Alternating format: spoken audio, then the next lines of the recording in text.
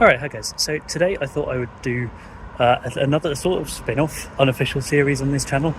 I know I've only done like 3 of the storytime videos, but another idea that I've had for a while is like a sort of spin-off of that, which I'm going to call historytime, which is just going to be me sort of telling funny tales from history.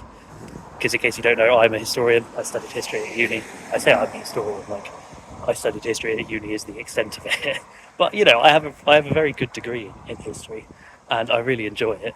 And I aim to be able to do something like that for my job. So yeah, I think I'm qualified. And also I just really find things like this funny. So yeah, on today's episode of History Time, we're going to cover a very, very entertaining story that I actually did cover in my degree for a little bit, technically. But it doesn't start there. It starts about halfway through my first year of uni. I think it's about halfway through, probably. When I just happened to be one day, you know, while I was not working, I happened to be on Instagram. And one of the posts that I saw, I think it was probably a repost of a Tumblr like post just on Instagram, because for some reason that's how everything works these days. But yeah, so I was looking at that and I saw a post that caught my eye because it was about history. And it mentioned that during the Spanish conquest of Mexico in the sort of 16th century, there was a particular battle. I'm pretty sure it was the siege of Tenochtitlan, I think. But yeah, either way, there was a particular like sort of significant battle between the Spanish and the Aztecs. But yeah, so the Spanish had this high ground, and they thought, okay, how can we use this to our advantage? Because you know they were using like bayonets, things like that, swords. A lot of the Aztec forces had spears, but also things like bows and arrows, so they had longer range. And so the Spanish, when they were up high, thought, okay, well, what can we do to kind of get, you know, better range and things like that for our attack? How can we make the most of our position? And so what they decided to do was they decided to, on the spot, with, you know, whatever like non-building materials they had to hand, whichever just stuff they had lying around, they decided to make a trebuchet, which is just such a bold thing to do, to just decide to do on a whim, if that's not what you planned to do, not what you set out to do that day. It turns out they managed to do it, or something resembling a trebuchet, let's say. It probably wasn't what we would imagine a trebuchet to be in the modern era, but it was functionally as close to a trebuchet as you were going to get back in the day, you know, back in the day of the conquistadors. So they built this thing, and they were like, okay, well, let's see how it works. Let's fire a shot.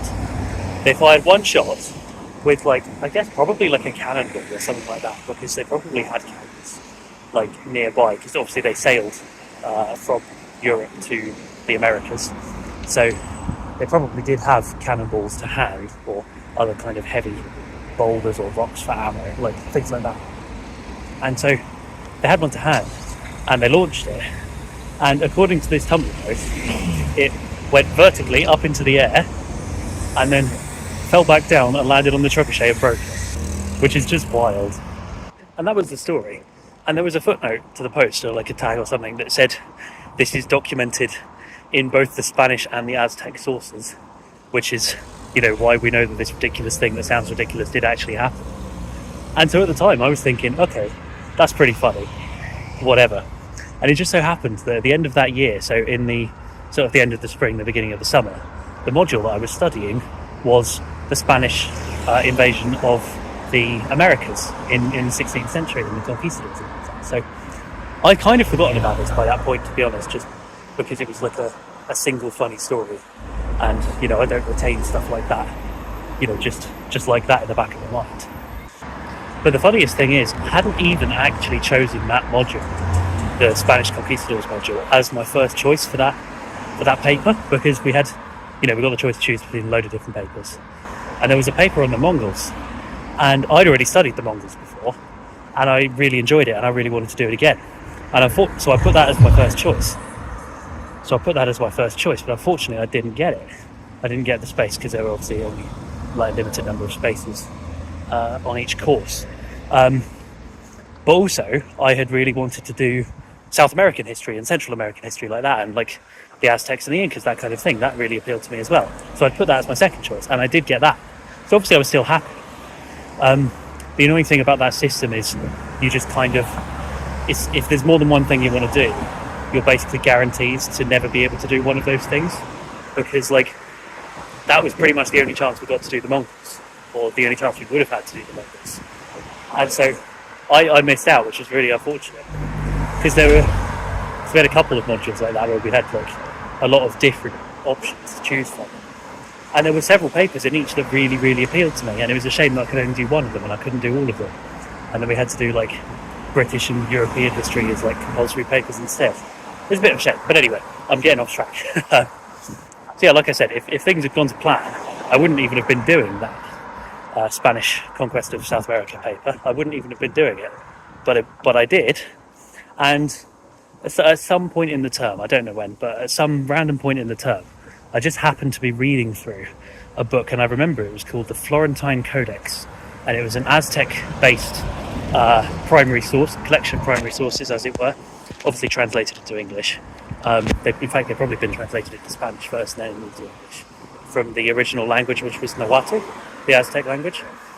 It was a really interesting book, to be fair, because it had the original Nahuatl transcriptions and then the English next to it as well. So I did very, very briefly entertain the possibility of trying to learn Nahuatl, but that very quickly fell through when I realised the prevalence of like 16 letter long words that started with like Q, X, J, Z, L or something like. It's a really, really interesting language to look at. But anyway, this book just happens to mention that very thing, the fact that the Spanish built a trebuchet and had tried to fire it and it had broken. And I was really surprised, and all of a sudden I remembered that post that I'd read ages ago. And so, as soon as I read it, I was probably in the library or something, and as soon as I read it, I was like, oh my god, it's that thing that I read about. And so I immediately trawled back through all of my, it might even have been my liked posts on Instagram or something like that, I can't really remember. But a long way, because I didn't know exactly when it was that I'd seen it. And I genuinely just sat there and trawled through them until I found it. And I found it, and I reread it, and I checked in the Florentine Codex, the Aztec source book, and it actually lined up. Like the Tumblr post on Instagram, whatever, wasn't a lie. It actually genuinely was recorded in the Aztec sources, pretty much as they explained. Obviously, the Tumblr post would have explained it in a deliberately humorous way, but the basic stuff there is true. And I don't know if I got around to double checking whether that was reported in the Spanish sources or not. It probably was, because we have a lot more Spanish sources from that time than Aztec sources for obvious reasons. History is written by the victor and all of that. But yeah, it just blew my mind, and it's stuck with me ever since then, because it's one of if it played out exactly how the original post that I read said it did, then that must be one of the funniest things to have ever happened. Let alone one of the funniest things to have ever happened during an active battle. So yeah, I really enjoyed that story, and I thought it would be funny to share. So that was episode 1 of History Time. I hope you enjoyed it. There'll be more to come, I'm sure, when I can be bothered to go through my list again and reread all of the topics and actually remember what they're about and what I can talk about. So yeah, that's about it for me today. See you tomorrow.